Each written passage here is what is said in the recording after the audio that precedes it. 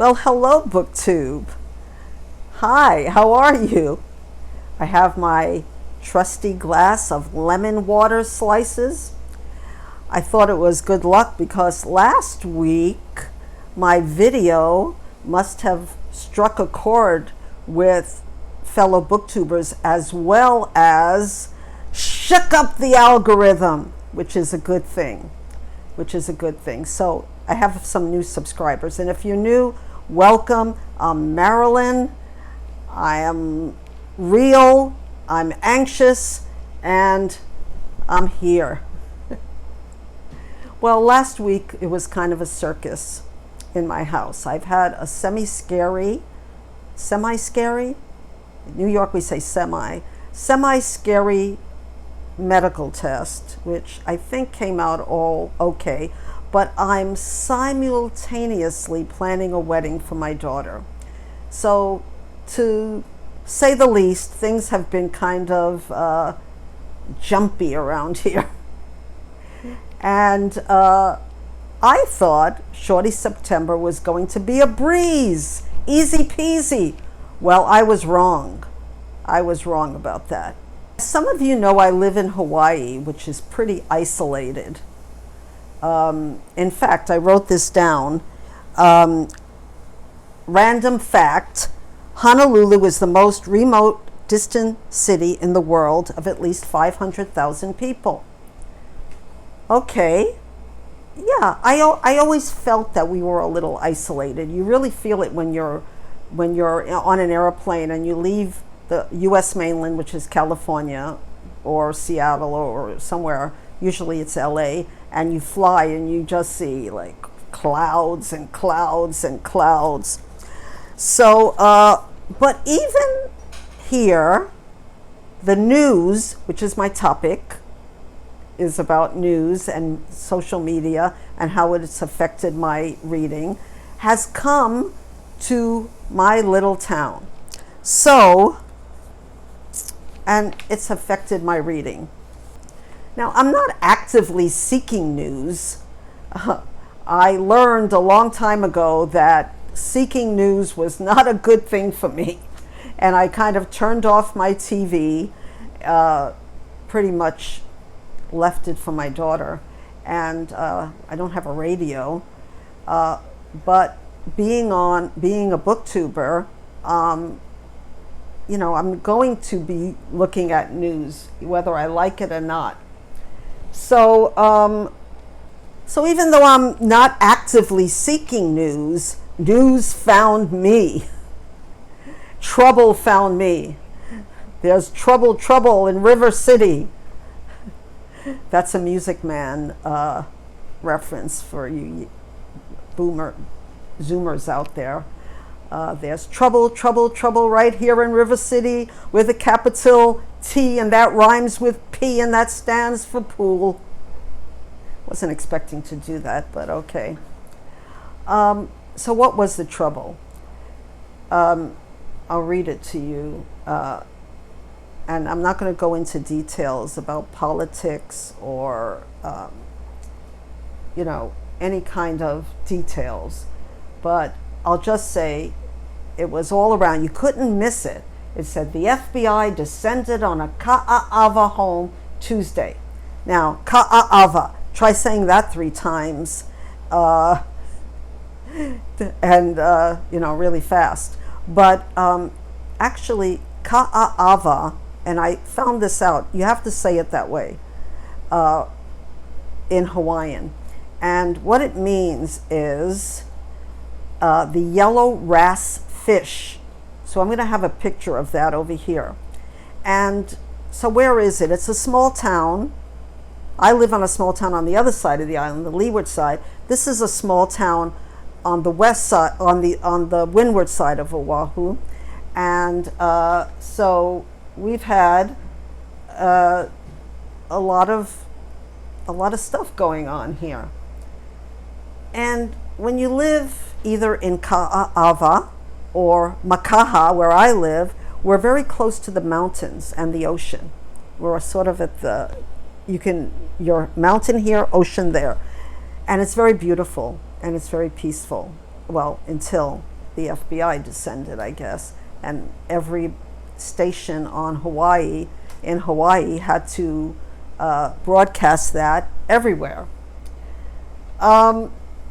So now I live in not as nice a neighborhood as Ka'ava. I live on the west side. They always called it the Wild Wild West. And now that we have guns, it's become truer than ever. But I feel really safe here, in Hawaii. But news has affected my reading, along with other things, along with my anxiety about everything, planning the wedding, tests that are scary that happen to you, whether you're young or old. So September started shakily for me. Now I looked up shakily, and it is a word, because I was expecting that it was going to be easy, that I was going to get through a lot of short books. But I realized that every short book doesn't read short. It's a little more complicated than that. And that's what I came to a knowledge of, that everything was like coming to a head with all the news, all the media that we get every day, and going through some personal issues and then trying to read. So was it the news that was affecting my reading? I'm going to go into that and tell you what I read. Now, I found a solution for me, so I'm not just going to tell you all about the problems, but maybe some solutions that might help you. Might not help everyone, but who knows, it might help you. Like I said in my last video about dealing with the dark side of Booktube, Booktube has wonderful things that come with it, meeting people, but it also comes with stress and anxiety. And if you add that to, if you add making videos to everything that's happening in the world right now, you might have some problems. So I don't have the answer, like I said, but I did come to some realizations. And not every solution will fit everyone, but the solution that I found fit me. So let's get into the books. The first book that I attempted, and I'm not giving it up, I'm not saying it was a DNF, is Lly Willows by Sylvia Townsend Warner. And I bought this about maybe a year ago, I'm not sure. I liked it because it what it said, that it's a great shout of life and individuality, an act of defiance that gladdens the soul.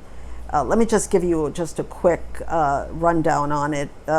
Lly Willows, so gentle and accommodating, has depths no one suspects. When she suddenly announces that she is leaving London and moving alone to the depths of the countryside, her overbearing relatives are horrified. But Lollie has a greater or darker calling than family, witchcraft. Now, this tells you too much, I think, as many blurbs do. Now, I started reading it, and in the beginning, I started getting bogged down. First of all, I'm going to read you the first line. And the first line says, when her father died, Laura Willows went to live in London with her elder brother and his family. But when you keep on reading, you realize that it's not starting with that event. It starts much earlier. And not only does it do that, but here we're dealing with a book that was written, I think, in 1926, and in another country from mine. This was written in, I think it was 1926, yeah. And I was confused from the beginning because it kept on telling you things that were going to happen in the future. Or maybe it was an unreliable narrator. For example, and I don't think this is in the beginning, I finished the first part, but I realized that later, not now, I'm going to have to read the first part 1 over because I was completely confused. So in one part, it's talking about Lollie, Laura, and how she is talking about somebody who wasn't even born yet, named Fancy. And Fancy, it says, when Fancy got married and told her whole story, she talked about her Aunt Lollie. And I'm thinking, who is Fancy?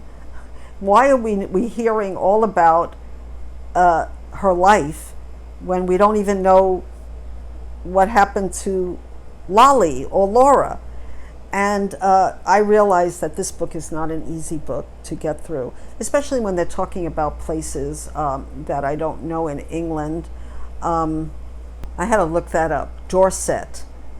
So all my British booktubers, sorry, but I didn't exactly know where Dorset was. And we have a lot of very British references that I didn't get. And it's unlike, I read Jane Austen, of course, and Jane Austen's books, for some reason, were easier for me to understand. And then I had to realize that this was written after the Victorian period. And actually, the author lived until like 1978 or even later than that. So I should have been able, I thought, to understand how they were telling the story. But in actuality, this is not an easy book. And I think it's because what Sylvia Townsend Warner was trying to talk about is how it's sort of a women's liberation book, but way before women's liberation. So we had to learn about all the men in the family, where they lived, what they did, and usually it was the men that determined everything for the women. And when I realized that, I said, okay, I'm going to start it again at a different time, with a different mindset. And I think, and also Lollie is a very unusual person. And this is made very clear in the beginning of the book. So anyway, if you've read this book and it was easier for you or you found it difficult to get into, let me know. But I realized that no matter how short this book was, it's still dense. You can have a short, dense book. Then I went to another book. And let me tell you why this book didn't work for me. And it's Improvement by Joan Silber. And I heard about this book from another booktuber as a recommendation. And I knew going in that this maybe wasn't in my wheelhouse because it was contemporary and it was interlocking stories, sort of, or interlocking vignettes. So let me tell you what it's about. So in this book, a young single mother living in New York, her eccentric aunt, and the decisions they make that have unexpected implications for the world around them. And the writing was, just exquisite. The ending didn't work for me. And I realized that maybe trying to force myself with contemporary fiction, even a really good book, might not be the right time for me when I'm going through all this stress. So you might like this book, but I came away not really enjoying it. But I wasn't finished with Shorty September, and I'm still not finished with it, because I picked up, and I told you about this book, so I'm not going to go really into it, but it's The Sisters Rosensweig, which is a play, and it's by Wendy Wasserstein, and I talked about it before. But Wendy Wasserstein passed away at a very young age, and she said this is a book about Jewish women, about Jewish people. And it's funny, it's a comedy, but the average person might not get all the jokes. I laughed in certain places because some of the things that these women talked about were things my mother actually said to me. And this was a 90s play. It won a Tony Award, not for best play, but the best part of this book for me was the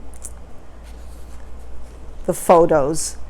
And this is Madeline Kahn, and she's saying, "Thanks for leaving the door open. I feel like Elijah."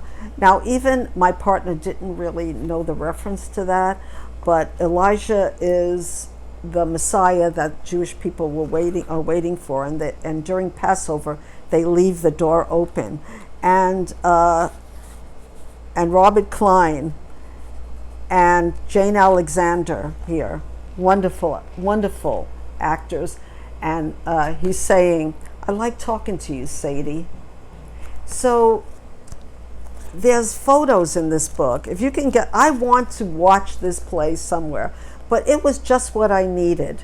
It was just what I needed at the right time for Shorty September. You might not like this book, you might not get it, but you know, the Sisters Rosensweig is sort of a play on words of the brothers Karamazov. I know it's Fedor Trafayevsky or something like that. And that got me down a rabbit hole where I was looking at everything that he wrote, which was that book. And I have it somewhere on my in my bookshelf. So that made me want to read that book, because it does talk about politics. It does talk about more than just, it talks about anti-Semitism, this book does.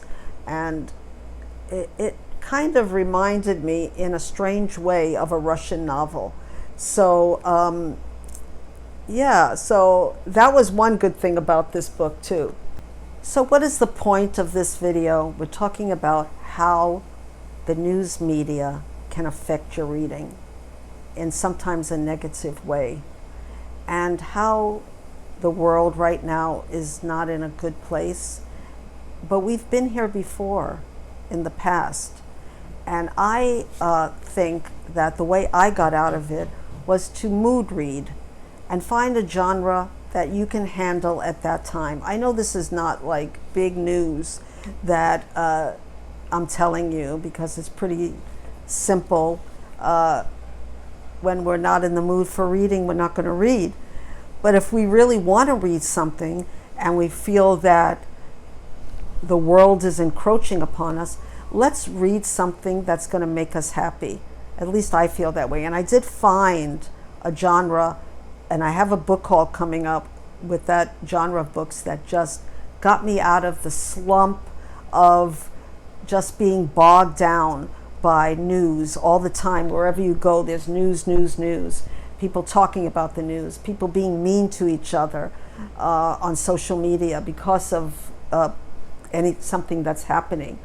But of all places, I shouldn't say of all places, because I'm finding some wonderful things in the AARP magazine. And I can't put this down in the description box because you have to be a member. But I thought this was very apropos to news. There was an article about Don McLean, who wrote Bye Bye Miss American Pie. And he's talking about how he came about writing this. So I'm just going to read this really quick to you. So, and it also resonated with me because I too had the same experience, even though he's older than me. He's 5 years older than me. So he says, in February 3rd, 1959, I opened the newspapers and saw the news: 3 rock and roll stars killed in a plane crash. It was as if a mule had kicked me in the chest. I cried, I think, sitting there looking at this. Buddy Holly, Richie Valens, and J.B. Big Bopper Richardson had died. Buddy was my guy. The whole time I was delivering these papers, he was a delivery boy, I was shocked. I just couldn't believe it. Now that really resonated with me. I was a Richie Valens person, and his song Donna, and I was if it says it was 1959, it was only 9 years old at the time, and yet I remember crying over Richie Valens and playing that record over and over again. I don't think I had a record player at that time. I think it was just playing on the radio over and over again. So he says, I went to school the next day and I said to the other kids, did you know that Buddy Holly died? And the response was, oh, what time is football practice? Nobody cared. That was an indication to me that I was on my own. And we all have that realization that we're different for some reason or another. And for a lot of us booktubers, it could be because we're readers. And maybe that's not as popular as football practice is, or drama club, or whatever was happening in school at that time. But I always loved music, so I remembered that. So he says, I never forgot the power of that moment. I have always kept Buddy in my heart. In those days, you couldn't find anything about anybody, which really resonates because we're talking about having too much news. And at that time, there wasn't maybe enough news. There was no books about rock and roll stars because they were not thought of as important enough. And that's also interesting because we're going into books and how now there's so many books about all kinds of stars of the moment and of the past. The only place, he says, you can find information was on the backs of their records. So I went to the House of Music, the record store in New Rochelle. And I think he's from Long Island, New York. I think New Rochelle it's either near Long Island, I'm not sure, but people from New York City, we know that New Rochelle is New York, but we don't exactly know. We know it's not in the city. And he read the backs of the albums. And then when the Buddy Holly story came out, and I don't know if you watched the movie The Buddy Holly Story, but it really affected me. And I began to really get interested in Buddy Holly because I was kind of young. I mean, I knew his songs, but I didn't know what his whole story was. Reading about him in the liner notes on the back, he looked so handsome on the album cover with those black glasses. And I think people who like music will always remember him with the black glasses. I also have another funny story about him, but Don McLean was making his first record, Tapestry, and he says there was a small riot every day we were making it. It was crazy. Things were happening in the country, and it was getting worse. We had assassinations throughout the decade. We had the war in Vietnam and rage against Nixon. The country was what I later called an advanced state of psychic shock. So around 1970, I was in Cold Spring, New York, working on my second record. I thought, I want to do a big song about America, but I didn't want, he says he didn't want to do like America the Beautiful, even though he thought it was beautiful, or This Land Is My Land, because someone had already done that already. He wanted to do something new. But I didn't know where to start. I didn't know what to do, but I thought I have to do this. I had my tape machine on, and this song just came out of me. A long, long time ago, I can still remember how that music used to make me smile. I went through it until the day the music died. So I thought I would read that because it does coincide with what I'm talking about the news. There have always been times in our history period, where we didn't know where we were going.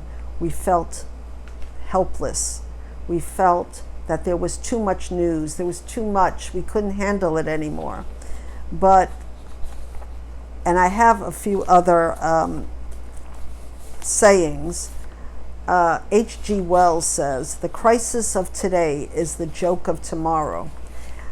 I don't know how I feel about that, because we certainly can't see that in the news that we're hearing today, but there were many crises in even our young country's history, let alone the history of the world. And Martin Luther King says, we must accept finite disappointment, but never lose infinite hope. And that really made me feel hopeful. So that's my little video on how the news affected my reading this month, my September, my struggles, and then finally hitting the satisfaction. And I did find, like I said, another genre of books that is making me very happy right now.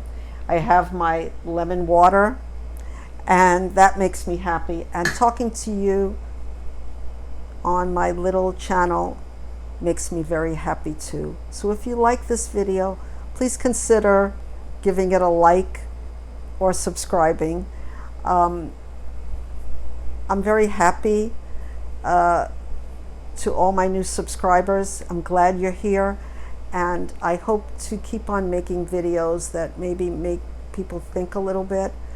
Even if you don't agree with me on everything, you don't have to agree with me. But until we meet again, I wish everybody, whatever your heart desires, don't let the news get you down. And let me know in the comments section if the news is affecting your reading. My little story about Buddy Holly was that he went to the Apollo Theater, and when the people who called him there because of his music, they thought he was black. And they were, oh my goodness, he's white, what are we going to do with him? But he was a hit anyway, because people were very accepting of good music of any kind. And I think that's what I kind of want to end here with. Just be nice to other people, be accepting of other people. And if just one person, if you do something nice for one person a day, if one person does that, we're going to grow love. Or is that too sappy? I don't know. But I know that I'm in the process of giving things away, and it's making me so happy. So until we meet again, I wish you all aloha from Hawaii.